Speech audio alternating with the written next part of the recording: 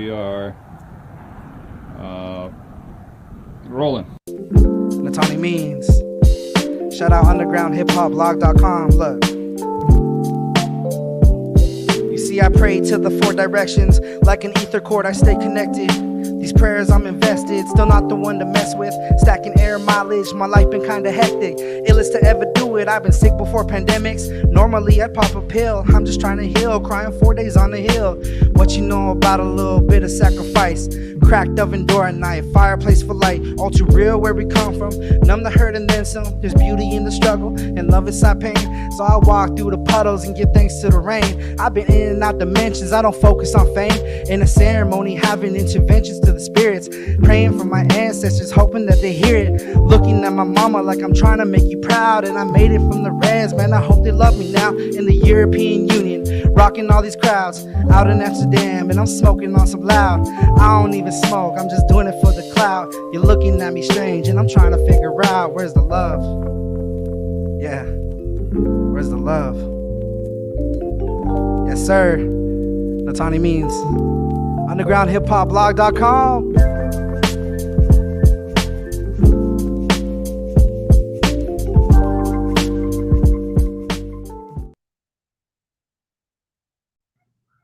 He said, I don't even smoke. I'm just doing it for the clout. Anyhow, very, very good to see all of you. Let me make it so that I can see the comments here.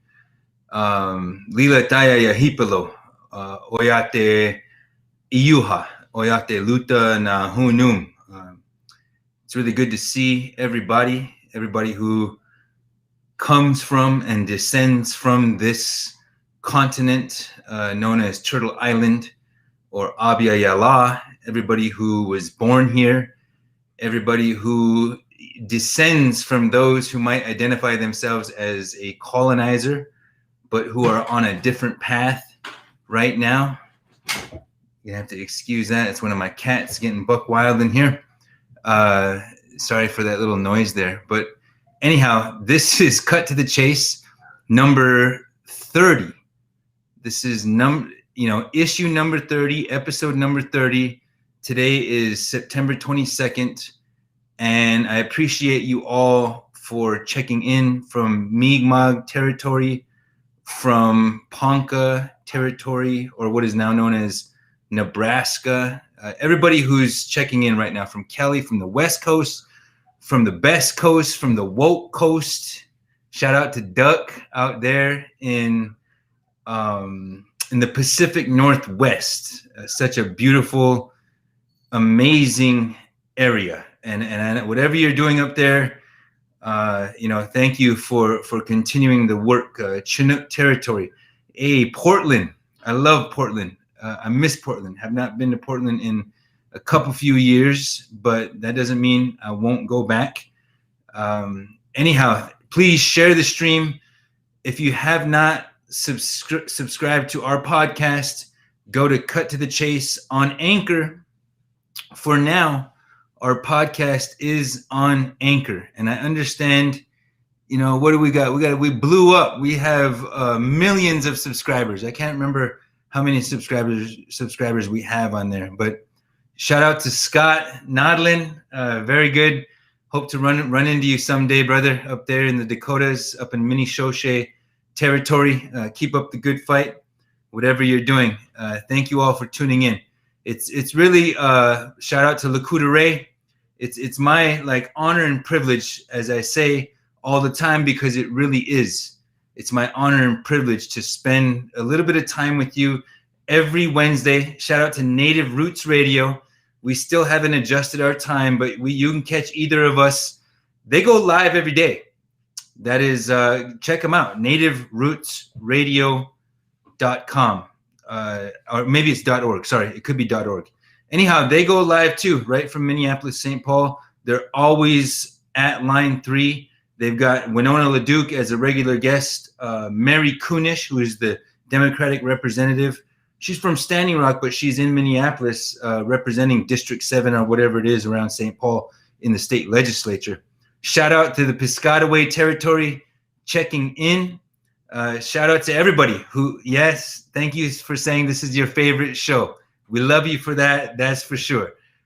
This is one of many shows, many podcasts. I don't know, besides Mark Trahant at Indian Country Today, anybody who's taking a stab at doing video casting. And we do our video cast, I think every single episode except maybe one was live cast, meaning that there's no separation. We don't have a lag or an edit period. What do you call that edit period when somebody might cuss online and there's a little bit of a time delay?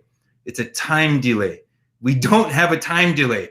Whatever I'm saying right here from the beautiful Pine Ridge Reservation for now, while our studio is being rebuilt right now. One of our control room producers stripped it down and took all the equipment, and he hasn't brought it back yet, but we will get it back very soon, and we'll be inside of a studio again with a microphone. I miss my microphone. My microphone needs to be like right here, you know what I mean? Making me feel like I'm on a soapbox or whatever. But thank you all for tuning in. I want to get to the show right away, tell you what we got lined up for you. Wow, shout out to Austria. I have not had the chance to visit Austria yet, but it is definitely a place that I've been close to. I've been proximate to that, and I want to go there one day. Where right now I'm doing a lot of work with Italy, and I haven't announced any of that yet because we're still lining up a whole bunch of dope things for Italia. Shout out to Boston too. I see you tuning in. But anyhow, a lot of you have heard about Gabby Petito. And that is, we definitely want to talk about that because it's drummed up a lot of very serious sentiments in indigenous countries. So we will talk about that as issue number 1 tonight. And then I'll give you another short blast of what is going on in Texas. It's always something in Texas. I don't know why, things are concentrated on that geographic area right now. But as you know, if you caught CTTC 29, cut to the chase number 29, you know that Texas is up to some tomfoolery. And so we want to highlight what is going down there tonight. If you're just tuning in, please share the stream, even though all your friends might be like, not this again, not Iron Eyes again. You know what I mean? Not this native again. Please, hey, shout out to that woman from the Basque country. Definitely, we know what that's about, and we support the Basque people.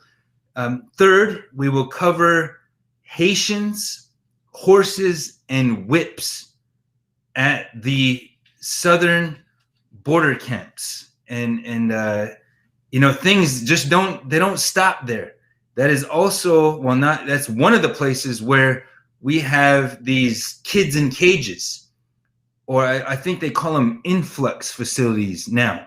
That is kind of the acceptive term, lexicon de jour is influx facilities. Euphemism, Kile. Shout out to the Netherlands.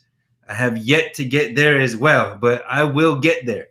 And I will. Fourthly, you might have heard. I don't know if you heard about Germany repatriating, however you want, whatever, giving back stolen indigenous artifacts. A lot of you might remember that scene from Black Panther where I forget his name, Killmonger. He's got a different name, his Wakanda name. He's inside that museum, and they're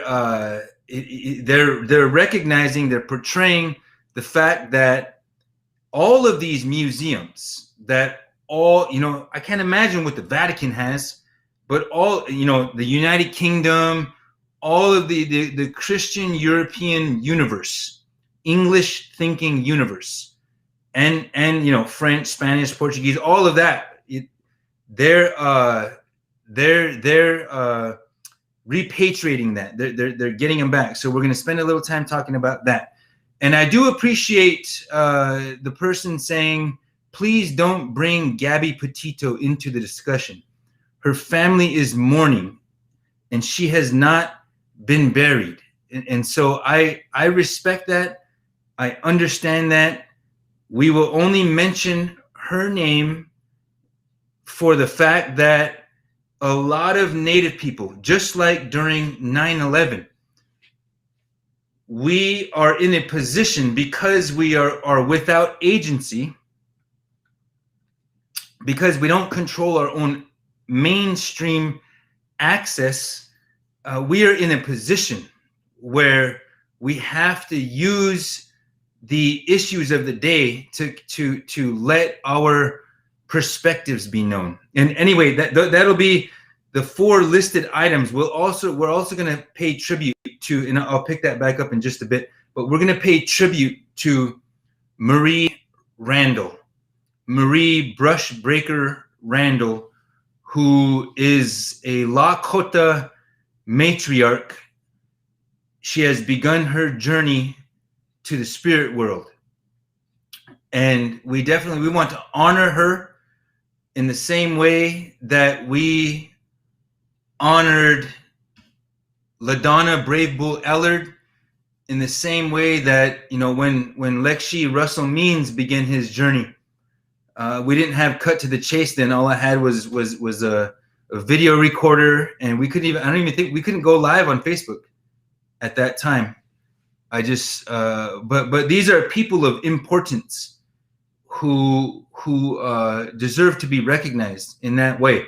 But that'll close the show. Let me get back to the very, very unfortunate. I agree that we as indigenous people who are in grieving stages, who do not have closure for the obscene number of indigenous women, indigenous two-spirit, indigenous persons who are missing or murdered or otherwise unknown.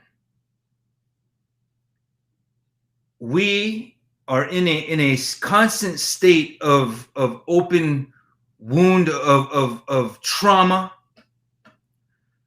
of having to try to navigate that pain and that weight and triage, not only for ourselves, try to heal, but to try to do that for our children's benefit. And a woman went missing. Gabby Petito is her name. We want to say her name. We want to honor her name because she is somebody's daughter. She is somebody's granddaughter. She's somebody's niece. She's not a political tool. And we, Lissa Yellowbird Chase, I called her up right away because I'm in the middle of some other things, and it's not, I tread very carefully anytime that I address MMIW, MMIP, because this is a place that is delicate. It's not something that people should be using to platform themselves, to gain clout. And so I've taken the approach of just being silent about it. Let women talk about that issue. Not that I can't as a man, not that I don't have responsibilities as a man, not that I shouldn't be teaching my sons not to fall into that line of thinking that comes from a heteronormative patriarchy, place of patriarchy. Not that I don't have that work to do, but I'm trying to make room. What's the word? The buzz, decenter. everybody expects people to decenter themselves for whatever reason. And I certainly am like, you know what? I'm not competing with anybody for any kind of lane or any kind of clout or any of that stuff or platform. Like, we do this, I do this because for the same reason a bird sings, for the same reason an artist must speak or an artist must create.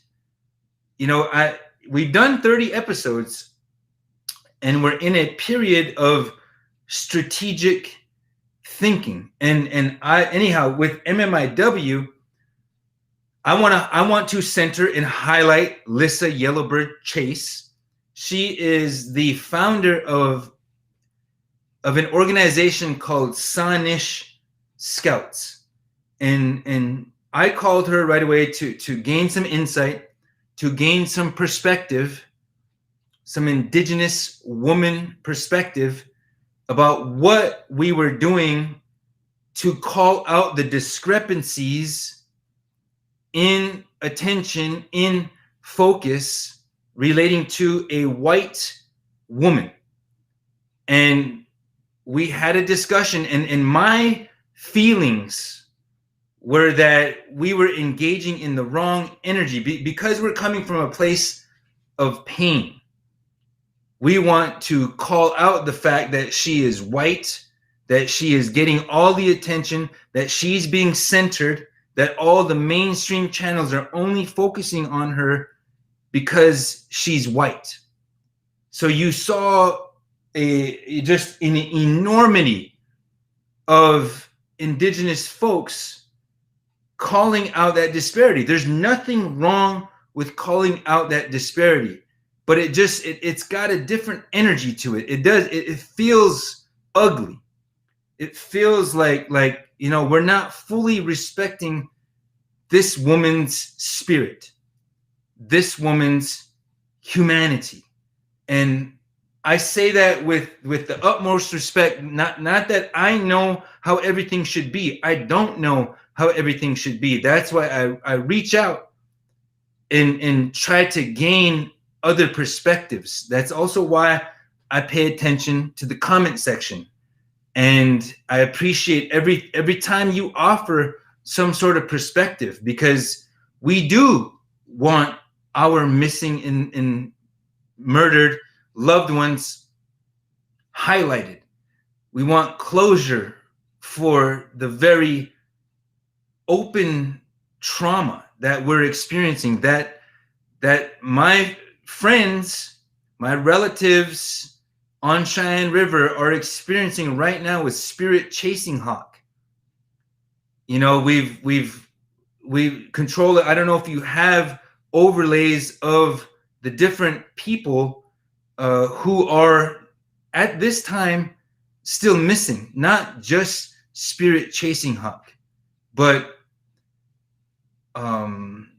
Larissa Lonehill, for instance. There is a multitude of indigenous peoples who are missing right now, and we just have to keep pushing forward. I know there are organizations out there like Seeding Sovereignty. I can't think of the other that off the top of my head, but there are organizations out there who are gathering the data, which is extremely important. But at no time should we feel like we have to pull others down to lift ourselves up. And with Gabby Petito's body being found in the Bridger, Wyoming area in the Tetons, or at the start of the Tetons, on the other side of the Tetons, sorry. You know, we send our voice and our energy for her spirit and her family and her loved ones. And just like on 9/11, every year 9/11 happens. Every year we commemorate George Bush and Dick Cheney starting this war on terror. And we mourn. America forces us to mourn with her. and we do as well, legitimately and genuinely, but we use that as a way to say, look at, what about the 1.5 million Afghanis or Iraqis? What about our massacres? What about the Wounded Knee massacre or the Sand Creek massacre? You know, because this is what happens when we don't tell our history. We don't tell indigenous perspectives, is that we are having to use any kind of tactic to have our voices heard, to have our perspectives platformed. And I just wanted to throw those words out there because I feel like we do a disservice to ourselves if we cross the line. Like I said, it's not wrong, because what else can you expect from a deliberately disenfranchised and deliberately subjugated and encapsulated people, an entire demographic, an entire indigenous reality, an indigenous worldview is being erased. That is not by accident. That's because they are on our land and they're still committing colonial violence. So I don't know everything. I'm saying this is worthy of discussion. This is a phenomenon that when this young woman, who maybe she was going to be a mother, maybe she was going to bring another generation into our world, that was taken away from her, and we jumped on it as a way to call out these obscene disparities in attention, in focus, and in platform.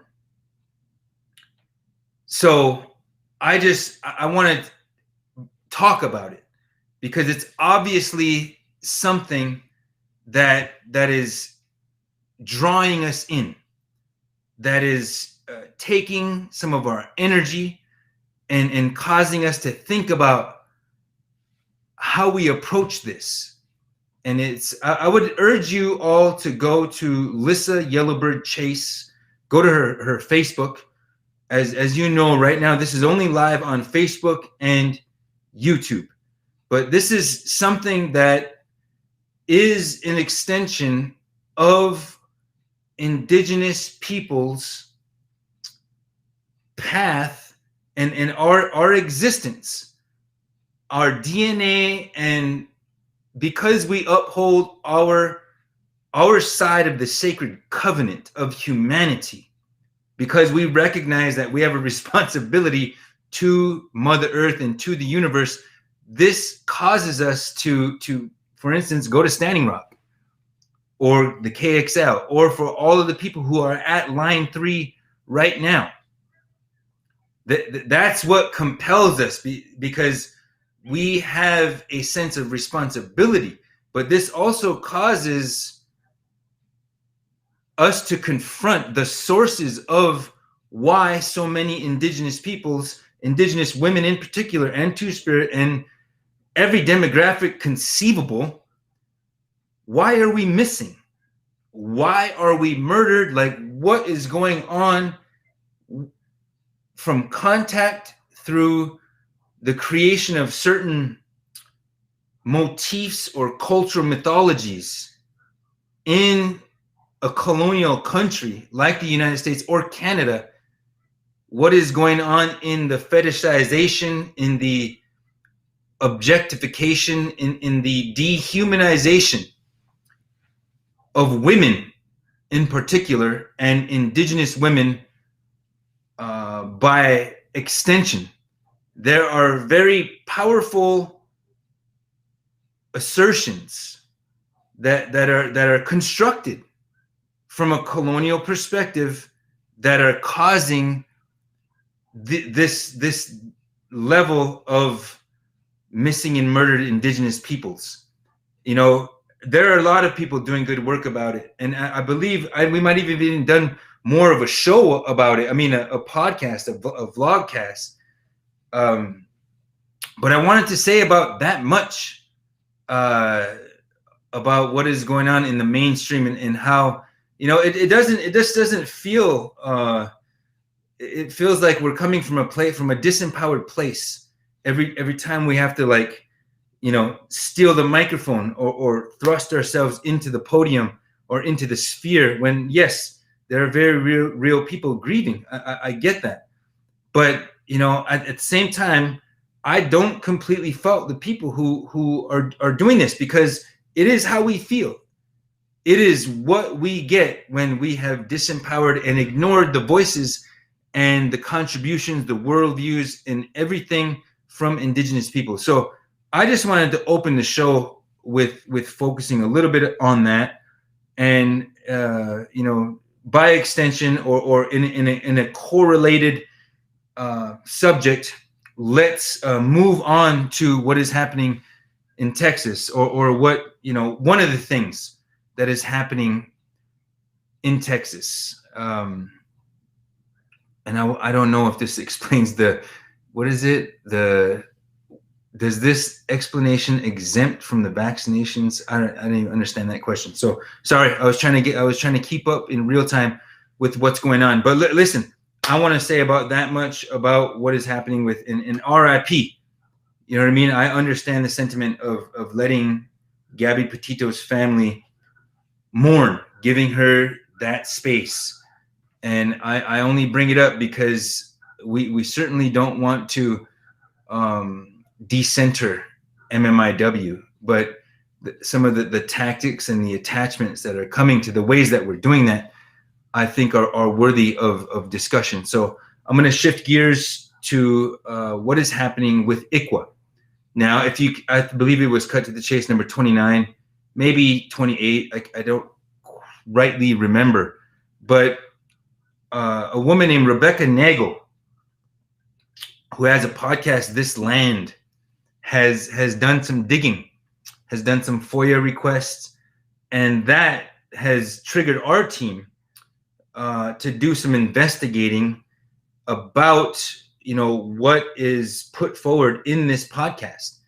And you should all know, as I've reported earlier, that Texas is all the way from the Attorney General, that's the top lawyer in that state, to other states like South Dakota, I'm sure North Dakota, wherever the red team is running the show there, have joined in on this lawsuit called Brackeen.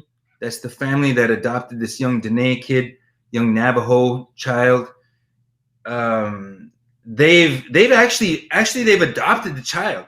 There's no real reason for them to continue the lawsuit other than to undermine some of the pillars, some of the foundations of Indigenous sovereignty. So I do want to urge you to go listen to that podcast, but also, if you don't got time to listen to the podcast, I understand that.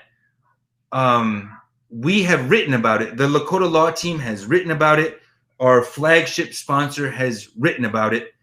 And we want you to go learn about this, because Indigenous sovereignty represents the greatest challenge to big extraction and also big pharma, because what they're telling us is medicine, according to the Indigenous perspective, is not really medicine. There are herbs, a certain number of herbs on Mother Earth that empower us to heal ourselves. And I just got a shipment from Native Botanicals.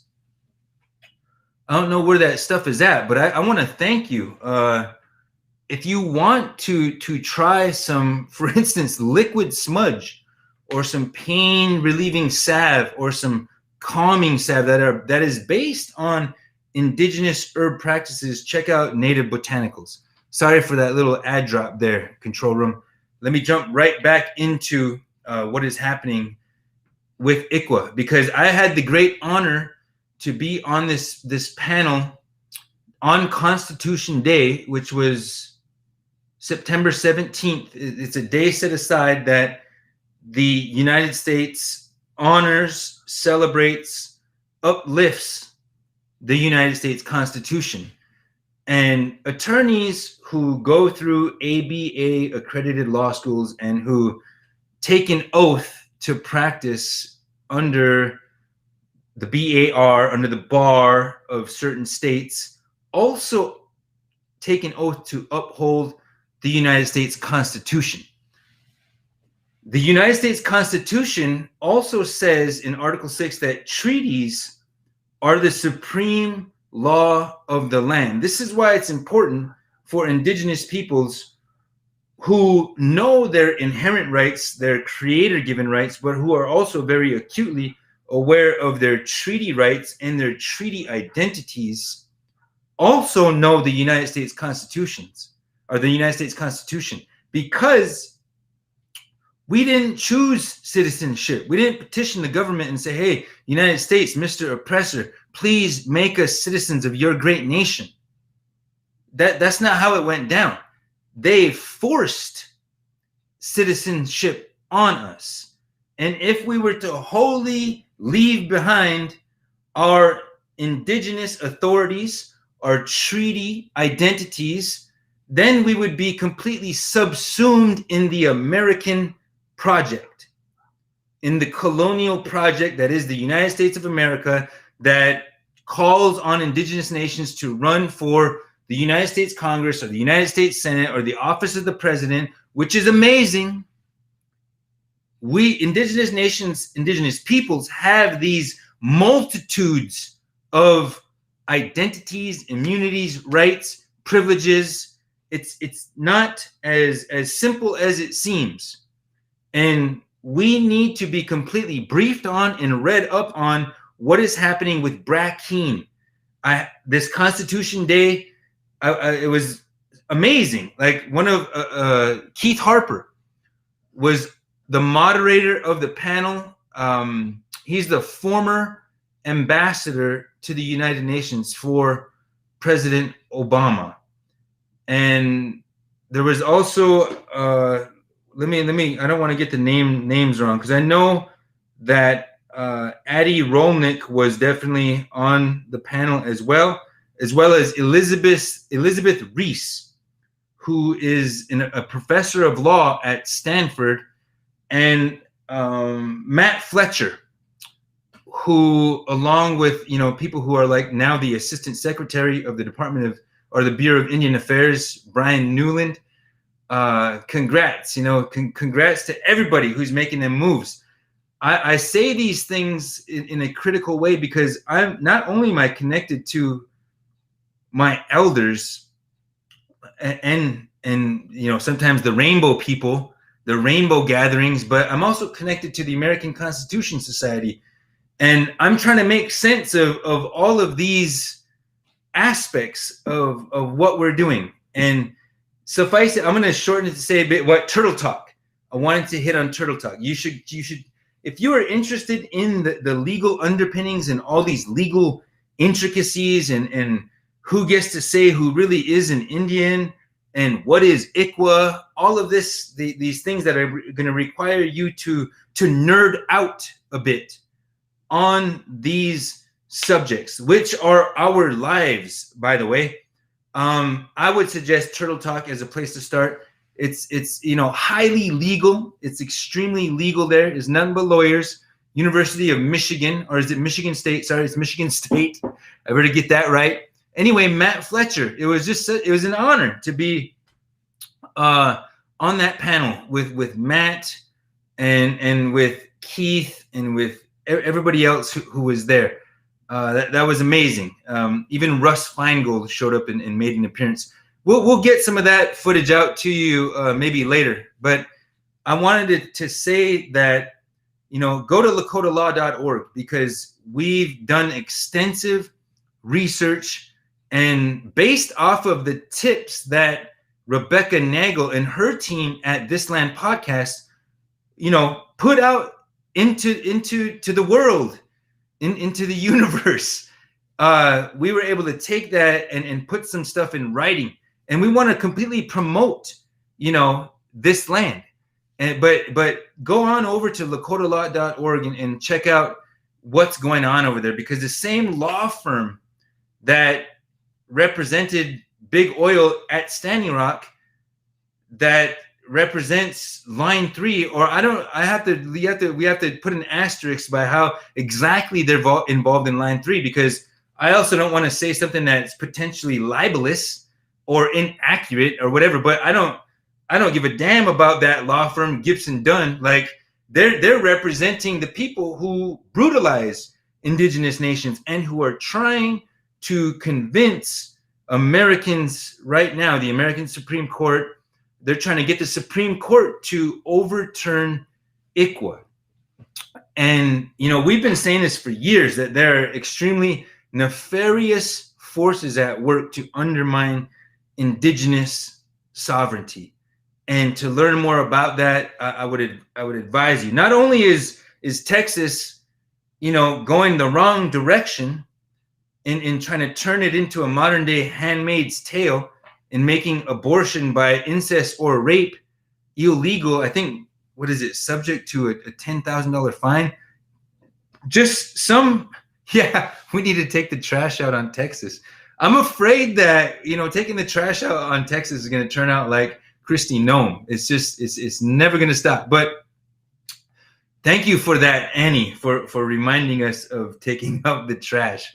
We're barely getting into a place. We've been at Line 3. In fact, we're out there right now. So we're just getting a little bit of a chance to kind of, get our bearings and our groundings in where we're at and where the studio's at and so forth. So, and there are other awesome things going on that I can't tell you about yet, but hopefully we get on a path to some other places, some other platforms, some other energy, and some other collaborations with Cut to the Chase. This is episode number 30. We started on February 9th, and I think that we missed two Wednesdays. And because I'm going to Niagara Falls for Indigenous Peoples Day, I believe that is October 8th and 9th. Yeah, 8th and 9th. We will be at the Land of Thundering Waters, which is the homelands of the Seneca Nation of Indians, the Haudenosaunee people. That's a particular term of art, I should say, and then it's also the home of the Tonawanda, the people who are known as Onondaga, or in English, the Seneca people. I'm very much looking forward to going out there with Chief Bear Cross from the Oglala Lakota Nation. We're gonna be going out there and conducting some of the symposia in Niagara Falls. There's also something very interesting going on there that you're just gonna have to pay attention. I'll brief you and update you more about that. But I wanted to highlight again the work that is going on with ICWA, because it's never, we can never not focus on that enough, because sometimes these issues they come into the mainstream, they're out. You know what I mean? Like we're on to the next thing. It's just like from Vine to TikTok. That is where our attention spans are at right now. So everybody who's tuned in, everybody who shared this stream, obviously that doesn't apply to you, because you guys can listen to the show for 1 straight hour. And we want to always deliver to you those items of import that form the way that we are getting along, where indigeneity intersects with mainstream issues or the issues at large. So that is one hugely important issue, not just to me or to the organization, but for the whole of how indigenous sovereignty operates right now in this country. And they are always trying to absorb it, to denigrate it and to subsume it, even at the highest levels of, even though we could have Vine Deloria as the Secretary of the Interior, and the stated mission of the colonial president, whether it's red or blue team, is going to be, these are federal Indians, these are federally recognized tribes. That is the only way that we want to know you, is as our trustee, and we're the guardians. We've got plenary authority. We've got a Christian superior sovereign right to plant our little flag on your land and put you into perpetual servitude as our Indians, our federal Indians. And we're going to design 25 CFR for you to govern your life and your existence and your thoughts as an Indian, as a federal Indian. Think about that. And we're going to assign a system of blood quantum by which you're going to judge yourselves, because we're going to treat the lighter skinned cats better than those who we want them to call themselves full blood, even though there was no such thing as full blood before we got here as Europeans. Just it's a trip being indigenous. I'll say that much. Let me move on to what's going on at the border, because we are at 43 minutes and counting. Some of you may have heard. I first heard about it from Sean King, because that's, one of the places that I get my news. Also from my Facebook feed. I'm on there scrolling, and if I see things that we should be, putting on the show, then I include them. And I would invite those tips from you guys. If you see things that we should be covering that you would like me to speak on, or maybe you have a guest in mind who wants to come on and speak on some controverted issue that we haven't covered, we invite that. It's not a podcast as we know it, because I don't get to do a deep dive into some of these issues. That's how I've got 50 some issues that I could do a deep dive on just me speaking on that issue. But it would be maybe 30 minutes on each of those issues. This is designed as, where mainstream is intersecting and where things are happening every single day in our lives. I want to be able to speak on those things because they're timely. And what is happening at the Texas border, it's not just the draconian laws they're trying to impose on women there. It's not just they're trying to overthrow ICWA, a 43-year-old federal law, which our people fought and bled and died for, to achieve these measures of progress and justice and equity. It wasn't just ICWA, it was the American Indian Religious Freedom Act. A whole host of things came as a result of our struggles. It's not just that. They're also using their horses and their reins against Haitians. I know you have all seen these images where just that, it's that, again, this cultural mythology. I am the cowboy. I am the settler. I am taming the wild west upon my steed. Ye are savages, heathens, barbarians from S-hole countries. You are trying to cross our border. And here I am getting to play cowboy. And I pay attention to my Afro-Indigenous relatives, so who also call themselves Black. And this has touched them deeply.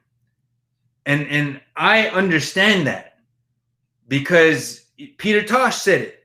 No matter where you go, if you're a Black man, he said Black man, you are an African.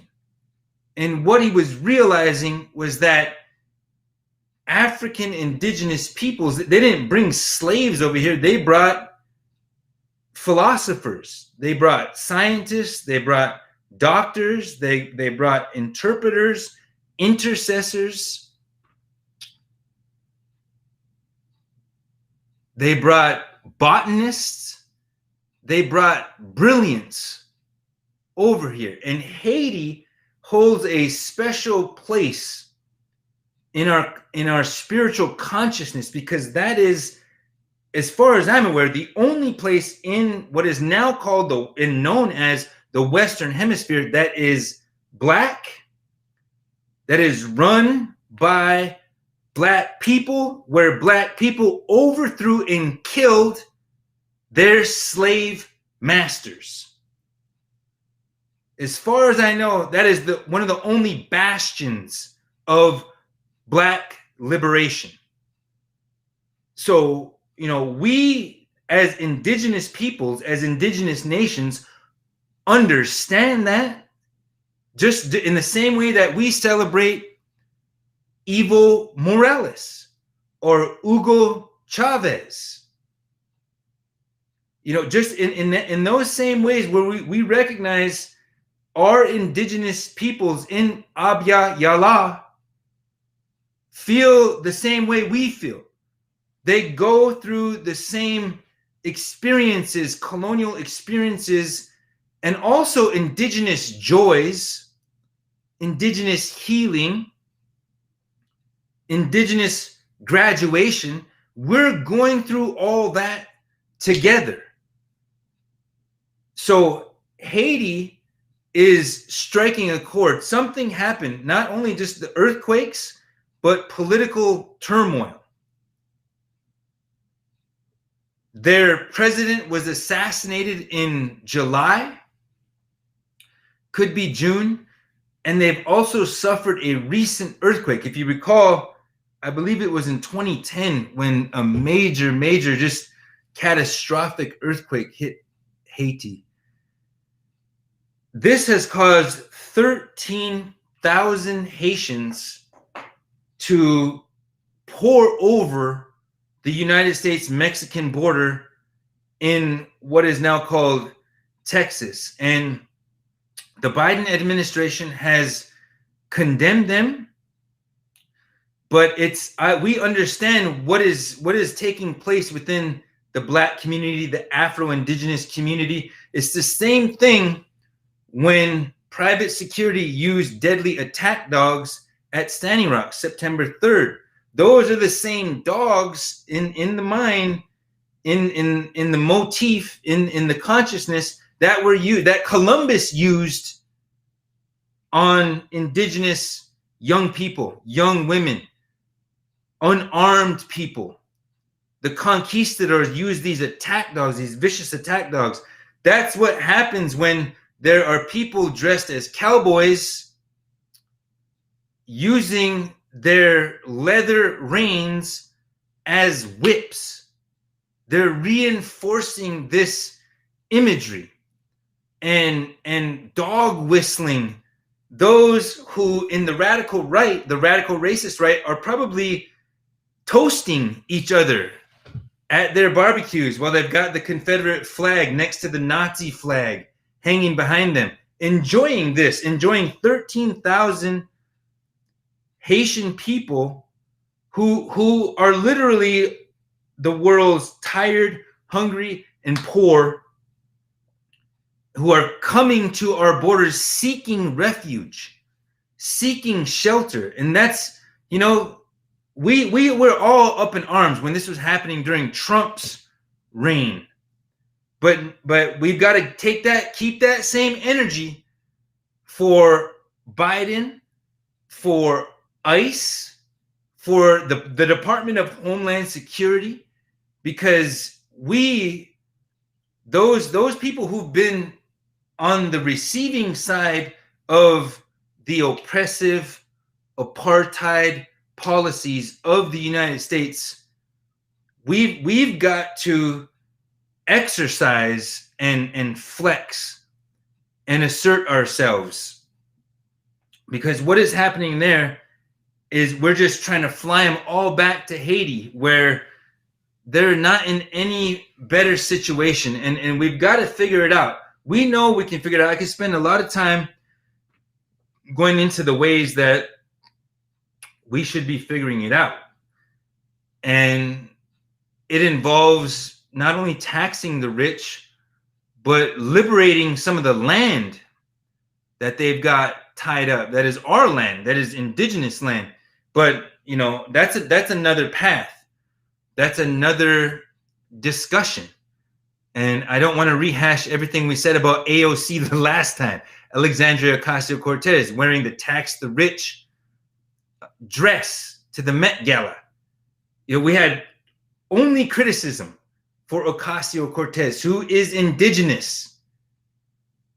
You know, she's boating cane. She's from Puerto Rico. Her parents are from there. 100% criticism for her. 100% celebration for Quanah Chasing Horse. And that is okay. Like, I'm not saying we should be criticizing Quanah. I'm saying let's be honest and critical about everything. We can't celebrate representation on one level and then criticize it on the very next level. Like, let's lift them both up. They were both having different strategies and different purposes at this very rich elite gathering, you know, that is cringeworthy, that makes the working class cringe. These guys are drinking goblets of our blood, our sweat, and our toil. You know, we in the working class, I'd like to think that I have working class consciousness, even though I don't work with my hands anymore. I don't report to a place where I've got to be on my feet 10 hours every single day for $7 an hour. But I'm not trying to celebrate the spectacle of celebrity or the elite and wealthy people who benefit from our oppression. And they want to let just a little bit in, just a little bit of symbolism, maybe to co-opt that organic energy. So, you know, what is happening at the border? Let me get back to the border there. It remains to be seen what is going to happen there. I turned on, well, I don't have a TV, but I have, you know, you can get Fox News and you can get the MSNBCs, and I try to see what the talking heads, you know, my kinfolk, what the pundits are saying. And it's unclear. It's unclear what's going to happen. Everybody is trying to use every single situation as some political ploy, some political move. And there are human beings there. There are 13,000 people, little babies on top of their father's shoulders, crying, trying to make it to some place where they can take a breath, where they might be able to you know, find a bathroom, where they might be able to feel hot water, where they might be able to have a bed. And you know, we like to hold ourselves up as a free country, as a country that's concerned about the human rights. But when these opportunities come, just like when all the indigenous peoples were coming from Abya Yala, from Central America, coming on, they're still in cages. I wanted to talk a little bit about what's going down there, because I feel that on a subconscious level, to see white European males on horseback dressed as a cowboy in the 1800s with a whip doing this to black people, it's going to trigger reactions. And anybody from any racial demographic or classification can look at that and see it doesn't look right. Something ain't right. that is happening there. These are not, obviously not, these aren't, they're always saying that there's gang members, that there are terrorists coming across the border. It's always the most disenfranchised, disempowered people who are just seeking to breathe, who are coming here. And so I wanted to highlight that in tonight's episode. Let me move on to, I guess, the second to last item, and that is what is happening with Germany returning some stolen artifacts. I mean, all of Africa was looted and is still looted to this day, and all of the indigenous Americas were also looted. You go to any museum, any private collections, it's our skulls, it's our bones, it's our sacred items that are in their possessions. It's our bundles that have been kidnapped, that have been thefted and placed in these septic tanks or these holding tanks, these sterilized, sanitized, climate controlled places, instead of being with the families with whom they belong. So for Germany to do this is the right thing. If you recall, this is just like Harvard returning Standing Bear's tomahawk to his descendants and the federally recognized tribe of Indians that is associated with his people, the Ponca people, Standing Bear's people. So, you know, there's even the National Museum of the American Indian, every college that has a piece of us in their collection, like we're some captured specimen, like we're there as the object to put under the microscope or to put in the glass case, as if we're a relic, as if we died in some other century, as if our ceremonies, metaphysics, practices, and protocols didn't evolve with us as we picked up this bastard of a language known as the English language, a pirate's language, a thief's language. We adapted, we evolved, and we're in the process. You see it happening. This decolonization is a long process, and it is happening because we are going to be honest with ourselves and with who we are at some point or another, and it's going to push us to recognize the programming that is foreign, that is Christian, and that ascribes to these misguided mythologies or epistemologies or other ologies and isms that come from the best of Western thinking. You know, I'm speaking about the Enlightenment. I'm speaking about science, scientific supremacy, technological supremacy, and even a mythology that we can that we can have salvation by technology. That instead of taking care of our planet, we're going to go look for some place in outer space, man. Elon Musk, Bill Gates type of mission, type of cultural mythology, the way they see themselves. You know, they're not trying to take care of this planet. They're trying to get out of here. So anyhow, kudos to Germany. You know, there's lots of Germans speaking Lakota too. And shout out to you guys. Somehow you became more Indian than me in the process. And I'm the last real Indian, or I used to be the last real Indian.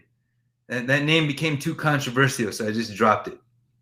But now we have a website called The Last Real Indians. So anyhow, I will say that, you know, this show is for this video cast, This podcast is for people to access the raw consciousness and the raw analysis. Yes, it's coming from me, the talking head, but I'm paying attention to our people.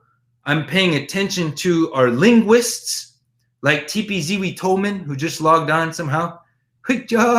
Shout out to everybody who logs on and who shares the stream. I just want to make it worth our while. And with that, I want to close, because when I talk about our people, sometimes that means the Lakota people.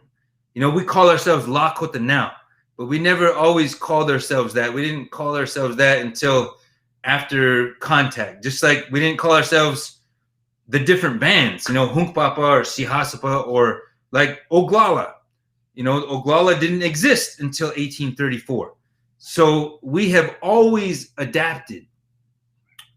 And I now live Oglala Makoche Elwati. Now Ate Mithawa Oglala Oshpaye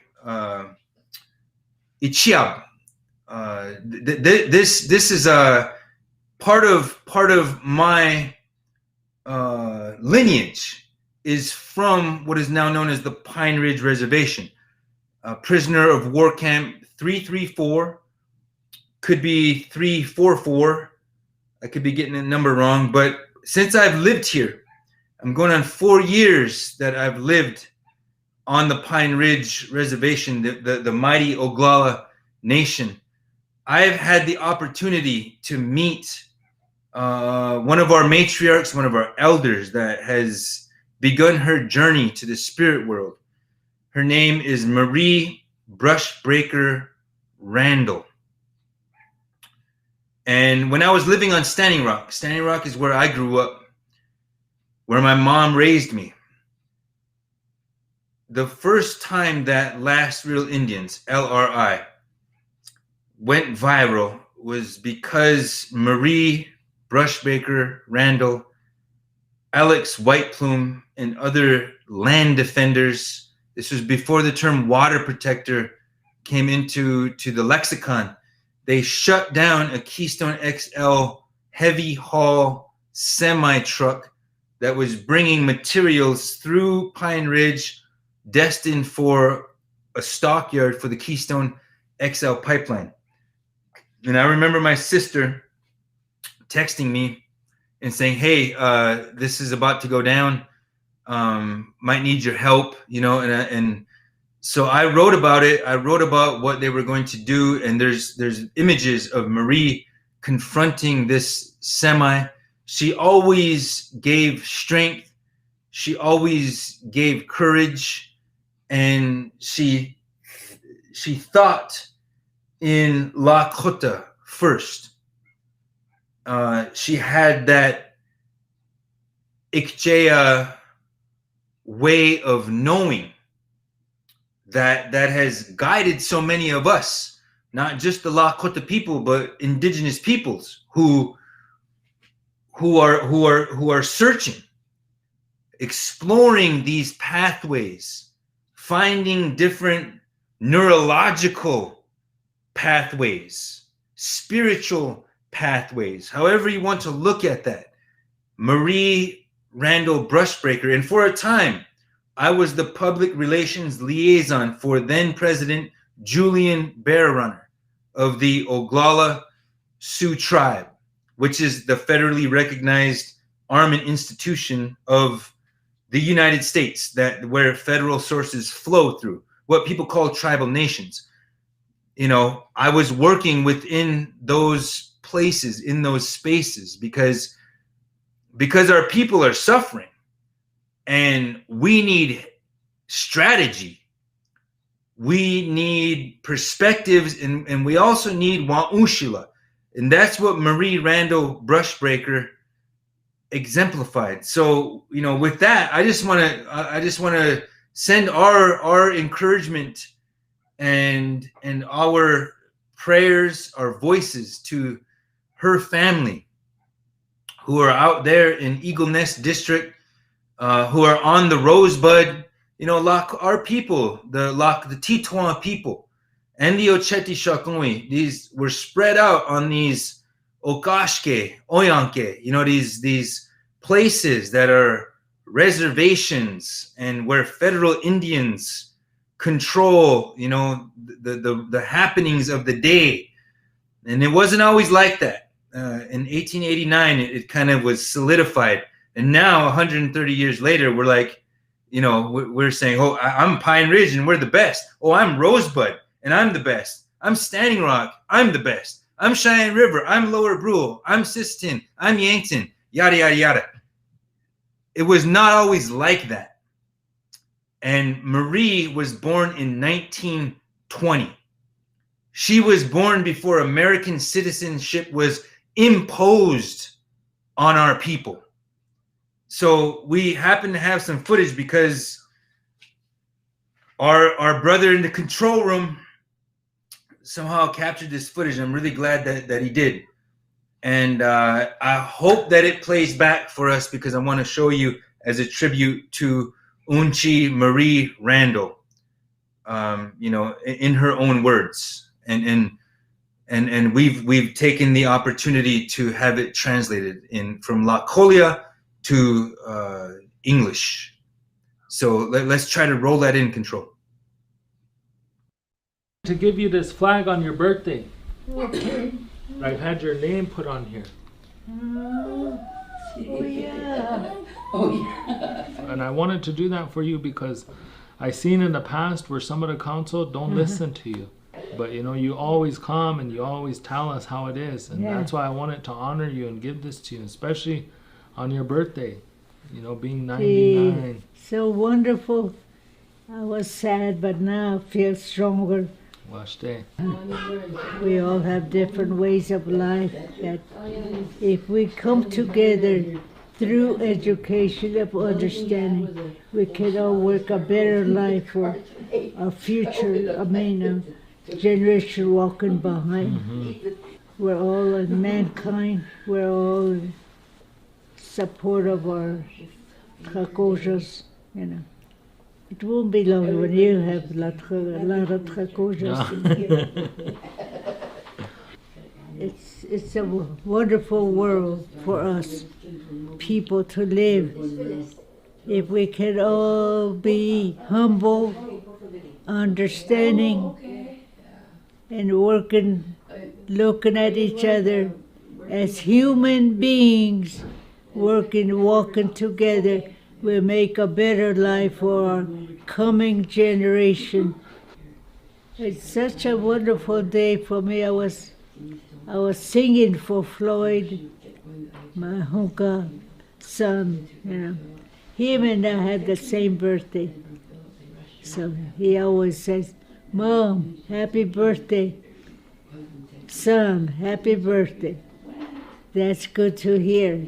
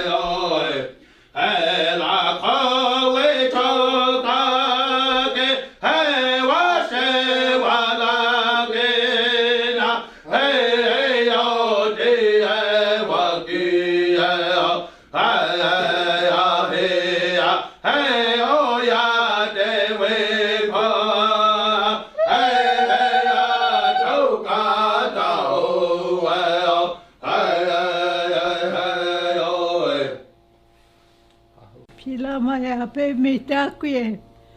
Wo pila hechaye. Mitakye te wakhilana. Balakotaki te wakhilana. Le michikshi khbaye kile. Lakota te khilana. Oyate wichagro habani. Wo wichakona.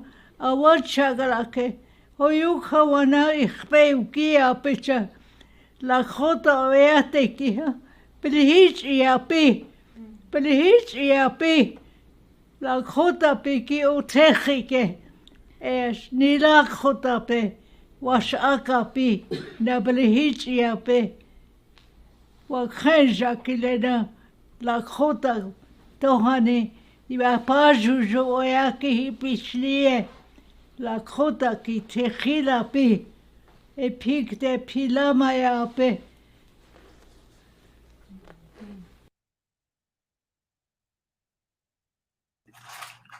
Wow, thank you for that. I did not know that we had that footage, but I'm very, very grateful that Chuck was in the room, that we had someone on our team who was in the room when a lot of you might not have the context for what was going down there. And, you know, there's an elder here named Floyd Hand who is in the spirit world now. And that was, I believe that was October of 2019 when that footage, when that footage was shot, when that footage was recorded. And you see, you know, Crowbar, President Bear Runner in there. You saw Brother Shorts, William Plenty Arrows, Maza Hand, just some people that I ain't seen in a grip in a good while. But really to see Marie in that way, even though she was, I believe she was 99 years old at that time, to her last days, she told us that we are Lakota, and because we are Lakota, that we should take strength and that we should seek strength. And this goes along with our worldview. And I was trying to find the story that she told, and our worldview tells us that, you know, my mother and father told me that I am Lakota, and Lakota means ally. It means to be a good relative to the older predecessor sovereigns that the Western world calls animals, and also a good relative to the older gods, to the elemental forces, you know, the sun, the motion, Mother Earth. We have a whole metaphysics, and Lakota means to be a good relative, to defend those sacred beings, defend their right to be here, and to inform our identities and our lives. And I want to thank Eugene Black Crow for helping us out with that, with the translation. I want to thank everybody out there at Thunder Lake. Shout out to Ricky Graygrass. Seeing the brothers there took me back. Thank you for everything that you all are doing. I know that Unchi Marie's family is in a very delicate time right now. You know, she began her journey on September 18th. That's 4 days ago, a little over 4 days ago. So anyhow, I just that's the first time I saw that video there. So I want to thank you for putting that together. I want to thank you for keeping tuned in, for sharing the stream. I'm about to close up, and I would be remiss if I didn't tell you to still follow Line 3. Go check out Camp McGeezy. You know, they were at an action today. Somebody was dressed up as Harley Quinn. These guys are incessant with the energy, with the two-spirit, with the queer strength, and I thank them for that. I thank them for always representing and going hard for Mother Earth. I want to thank and there's some developments that happened there too. One of the insurance companies pulled out of underwriting, of backing Line 3, and I want to thank everybody that was involved in that. I know that we work with Stop the Money Pipeline. We support everything that Stop the Money Pipeline does. Please look into their work. There's all these sister organizations that, yes, Lakota Law is our sponsor. The Romero Institute is the parent organization for Lakota Law, but there's also Indigenous Peoples Movement. Please go check out what they're doing. They're having a gathering in New York for Indigenous Peoples Day, the same time that I'm going to be in Niagara Falls. Digital Smoke Signals, Myron Dewey. I met Myron at Ocheti at Standing Rock, and he's done great things with Digital Smoke Signals. Go like their page, go check out their streams. That's where you can see the story that Marie Brushbreaker Randall told about her childhood. I mean, she was born in 1920, and she was with us up until 4 days ago. So Last Real Indians, shout out to Matt, brother Matt, Tahashi Matt, everybody else who's making moves. Even DJ Two Bears has made a move with Cichona and Pharrell Williams. Cichona is the shoe line, means barefoot in Dakota. And, Brother DJ is very explicit about the Dakota. He is Dakota. And we the Lakota, I'm also Dakota, but I was raised with the L's. And so, anyway, they've got an amazing shoe out. It's called Cichona. It's in an Adidas line of shoe.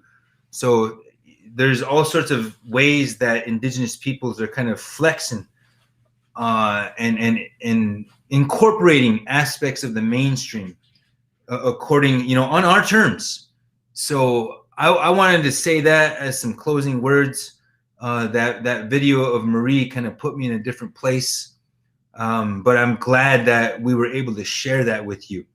That is strong, that is powerful, and that is necessary for her to be thinking in Lakota, because it represents this change of worlds that happened with European contact.